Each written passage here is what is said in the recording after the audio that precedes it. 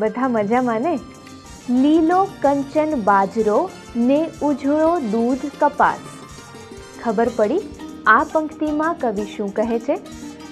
વરસાદથી બાજરો અને કપાસ સોના અને દૂધ જેવા લાગે છે, કારણ કે લીલો બાજરો અને એમાં ઉગી નીકળેલા ડુંડા સોના જેવા દેખાય છે અને કપાસમાં ઉગી નીકળેલ રૂ જાણે દૂધ હોય એમ લાગે છે. ચાલો હવે જુઓ આગળની પંક્તિ.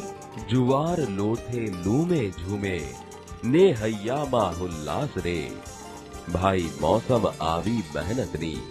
સમજૂતી: જુવારના કણસલા લુમખા ભેર ઝૂમી રહ્યા છે. દરેક ખેડૂતના હૈયામાં આ પાક જોઈને આનંદ અનુભવે છે. આમ કવિ અહીં એમ કહે છે કે ભાઈ મહેનત કરવાની મોસમ આવી છે. અહીં કવિ એમ કહે છે કે જુવારના કણસલા લુમખા ભેર ઝૂલી રહ્યા છે. દરેક ખેડૂતના હૈયામાં આ પાક જોઈને અનેરો આનંદ અનુભવાય છે. આમાં કવિ મહેનતની મોસમ આવી છે એમ કહે છે. ચાલો હવે આગળ સમજીએ. ઉપર ઉજળા આભમાં કુંજળિયુના કિલ્લોલ રે, ભાઈ મોસમ આવી મહેનતની. સમજૂતી: ખેતર ઉપરના ઉજળા આકાશમાં કુંજ પંખીઓ કિલ્લોલ કરે છે. મિત્રો, તમે ધ્યાનથી જોશો તો ઘણીવાર ખેતર ઉપર આકાશમાં પંખીઓનો સંગાથ જોવા મળશે. એક પછી એક લાઈનમાં આકાશમાં પંખીઓ ઉડતા જોવા મળે છે. તમે પણ તે જોયું જ હશે, હે ને? એટલે કવિ અહીં એમ કહે છે કે ખેતર ઉપરના ઉજળા આકાશમાં કુંજ પંખીઓ કિલ્લોલ કરી રહ્યા છે. ચાલો હવે આગળ જુઓ. વાતા મીઠા વાયરા ને લેતા બોલ હિલોળ રે, ભાઈ મોસમ આવી મહેનતની. સમજૂતી: મીઠા પવન વાય છે અને એમાં પાક હિલોળા લે છે. ભાઈ મહેનત કરવાની મોસમ આવી છે. વાતા મીઠા વાયરા ને લેતા મોલ હિલોળ રે. અહીં પણ કવિ સરસ વાત કરે છે કે મીઠો પવન વાય છે અને એમાં પાક હિલોળા લે છે. તમે ખેતરમાં જોજો, પવન વાય ત્યારે આખો પાક પવનની સાથે હિલોળા લે.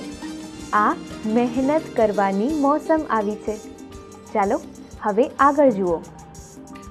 લિયો પછેડી દાતરડા આજ સીમ કરે છે સાદ રે, ભાઈ મોસમ આવી મહેનતની. સમજૂતી: ખેતરમાં પાક તૈયાર થયો હોવાથી પાક લણવા માટે દાતરડા અને પાક બાંધવા માટે પછેડી લો. ખેતરમાં પાક તૈયાર થયો હોવાથી પાક લણવા માટે દાતરડા અને પાક બાંધવા માટે પછેડી લો એમ કવિ કહે છે. હવે આગળ સમજીએ. રંગે સંગે કામ કરીએ થાય બલક આબાદ રે, ભાઈ મોસમ આવી મહેનતની. સમજૂતી: સૌ સાથે મળીને ઉમંગ ઉત્સાહથી મહેનત કરીએ જેથી આપણો મલક આબાદ થાય. ભાઈ મહેનત કરવાની મોસમ આવી છે. અહીં કવિ એમ કહે છે કે સૌ સાથે મળીને ઉમંગ અને ઉત્સાહથી મહેનત કરીએ જેથી આપણો મલક આબાદ થાય. આબાદ થાય એટલે સમૃદ્ધ થાય. તો ભાઈ મહેનત કરવાની મોસમ આવી છે. ચાલો હવે આગળ સમજીએ. લીપી ગૂપી ખળા કરો લાવો ઢગલે ઢગલા ધાન રે, ભાઈ મોસમ આવી મહેનતની. સમજૂતી: લીપી ગૂપીને ખળા તૈયાર કરો, ત્યાં ઢગલે ઢગલા ધાન લાવો. હે ભાઈ મહેનત કરવાની મોસમ આવી છે. અહીં કવિ એમ કહે છે કે અનાજના ડુંડા વગેરેને ગૂંદીને અનાજ લાવો, ત્યાં ઢગલે ઢગલા ધાન લાવો.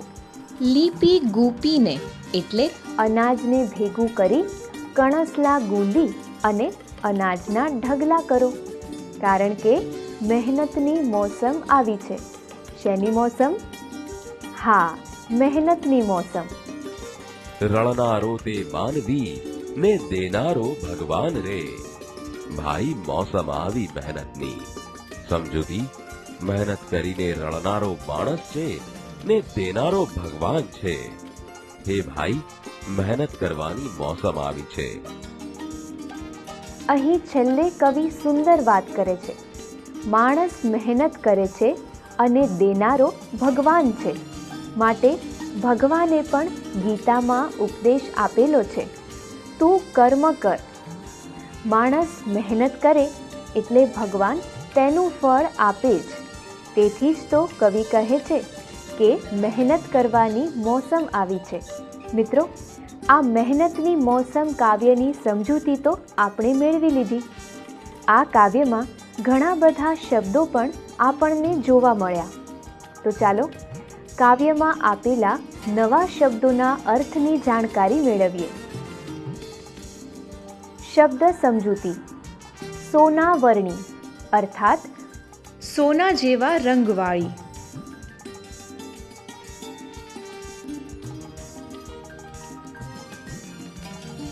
પછીનો શબ્દ છે મોસમ અર્થાત ઋતુ.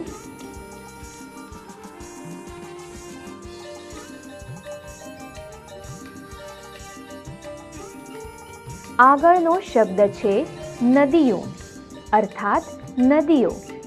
સૌરાષ્ટ્રમાં બહુવચનનો પ્રયોગ.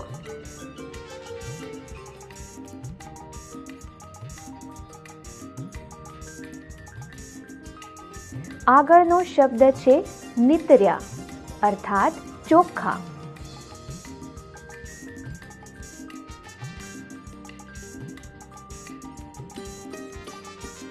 પછીનો શબ્દ છે લીલો કંચન અર્થાત સંપૂર્ણ લીલો, તાજો અથવા સોના જેવો મૂલ્યવાન.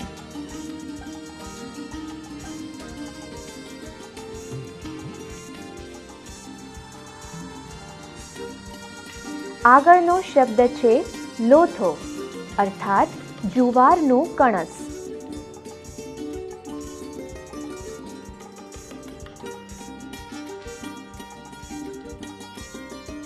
પછીનો શબ્દ છે હુલ્લાસ અર્થાત ઉલ્લાસ અથવા કશુંક ગમતું માણવાનો સમૂહનો તરવરાટ.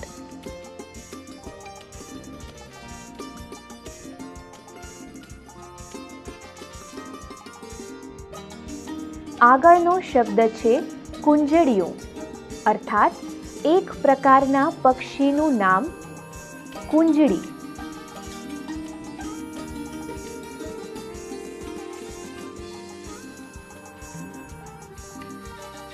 પછીનો શબ્દ છે કિલ્લોલ અર્થાત આનંદ.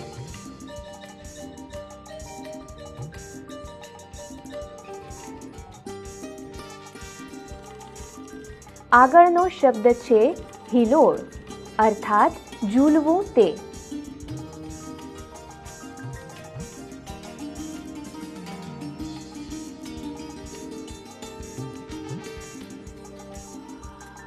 પછીનો શબ્દ છે પછેડી અર્થાત ઓઢવા, પાથરવા અથવા પાક બાંધવા માટે વપરાતું ચાદર જેવું જાડું કપડું.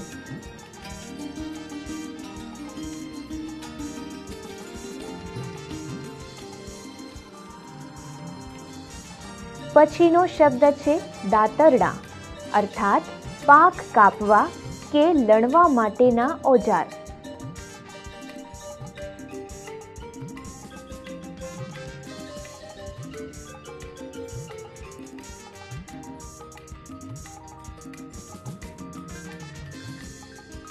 આગળનો શબ્દ છે મલક અર્થાત પ્રદેશ.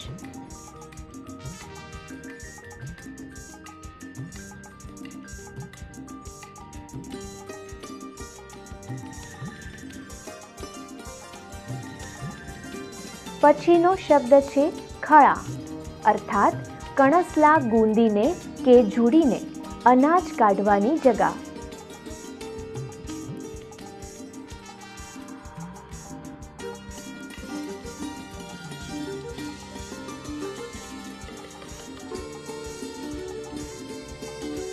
આગળનો શબ્દ છે રળનારો અર્થાત કમાનારો.